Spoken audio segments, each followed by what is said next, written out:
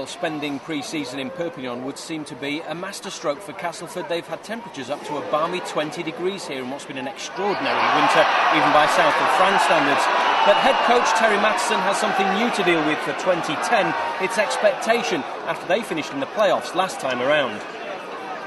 You look at the beginning of the year, everyone were writing us off, so underdogs, I'm used to it really, so it's good, there's no pressure on us, and we had a big start, that was big for us, and we've got to get a big start this year, because every year Super League's getting stronger, everyone's getting fitter, faster, so on the day you've got to be mentally tough and you've got to be, getting the wins. Castleford's fans expect you to do well though, don't they? And I suppose you expect it of yourselves? Yeah, through the season I think we had Bradford, and at the beginning of the year people have been saying no chance, and then you were expected to win, so expectations have definitely risen, so that's a part of success as well, so it's just something you've got to handle as players and as coaching staff. Well, I don't think, to be honest, there is. If you look at the markets and the bookies, they're writing us off, but that's not an issue with me. We've got a good group of people here, and we're still working very hard on improving from last year. Like, fantastic year for you last year. How can you top that? I'll just keep working hard and improving. That's the main thing. Obviously it was a pretty good year for me last year, and it's all right looking back on that. But now it's all about moving forward with the team. We're really excited about the year with Castleford. Really, I mean, the two players we brought in, Steve Snitch, Paul Jackson, brought some real aggression to our team as well. It's what we need. We need to get more of a tough factor about our team. I think we let some soft tries in last year, and that's one area I think Terry's looked at and said we can improve there. And how do you see the season going? I'm hopeful it's going to go well. We're going to work hard and we're going to do our best to win. We're looking at Leeds in round one, and then we'll go from there. It doesn't get any easier than that, does it? But we feel that we're in good shape, and it doesn't matter what everyone else feels. We feel we're on the right track.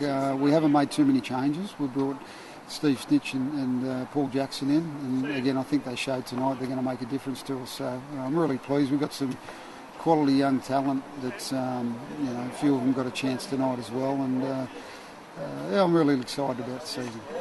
Who are the people do you think to look out for in your squad who people might not have heard too much about? I mean, last year every time you were live on TV we heard Rangi Chase a million times because he was all over the place, and obviously he's become a household name among rugby league fans. Who is it in there do you think is going to make a name for themselves this time around? Well, yeah, I'd like to think Rangi's going to be up there again, but I think there's an opportunity for quite a lot of people. I thought Dean Widders showed tonight that he can put his stamp on Super League, and had a few problems with injury last year, but I'm looking forward to him doing it. We've got a couple of young guys. Jordan Thompson was fantastic out in the wing tonight, and those guys are going to get their opportunities. Very hard, pinpointing and picking guys out, but I like big years from those two. Competition seems to get stronger and stronger, and looking at the players who are coming across from the NRL, they seem to be getting younger, players in their prime. Catalan's case in point. It is difficult, isn't it, to actually pick a team that's going to rise through and who's going to actually be there at the end. It is, and I think what you're seeing now in Super League is with the salary cap, it's a lot more even spread. So that's definitely had a benefit to Super League as a game, obviously a business.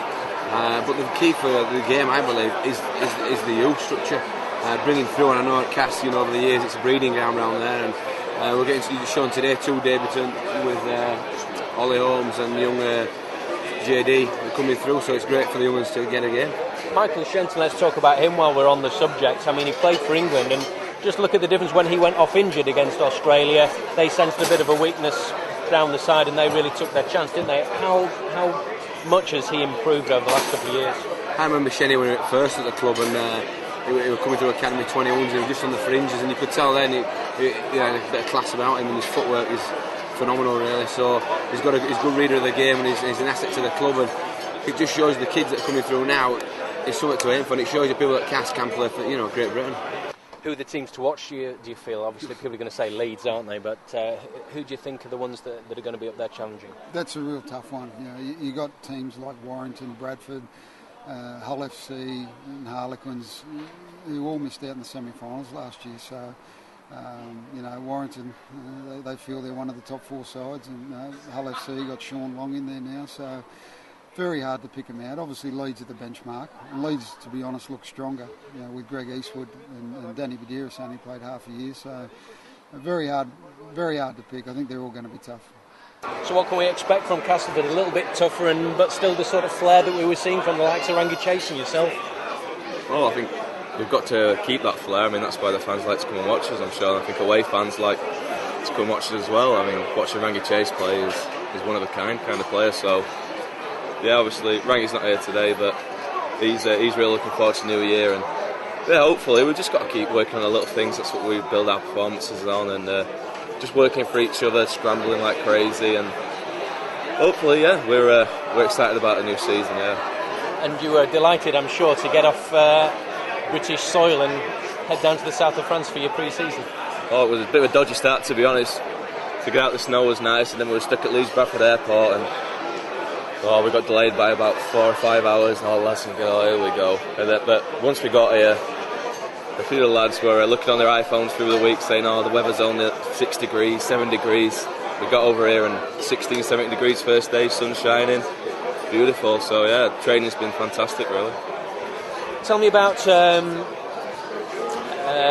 this squad. I mean, you mentioned some of the players who've been added, but Castleford, yourself, Joe Westerman, people like that, young players who've been picked locally. Who do you think might emerge through the ranks and really sort of capture our imagination over the next few months? Well, yeah, you talk about there's Richie Owen as well. I mean, everyone talks about Richie Owen. The last game of the year against Wigan, he played for Carcy. He was absolutely outstanding. Joe's obviously, so I kind of think that they've still got a long way to go. I mean, there's still got plenty to work on. That's the good work ethic we've got at Cast. Like, everyone thinks that way.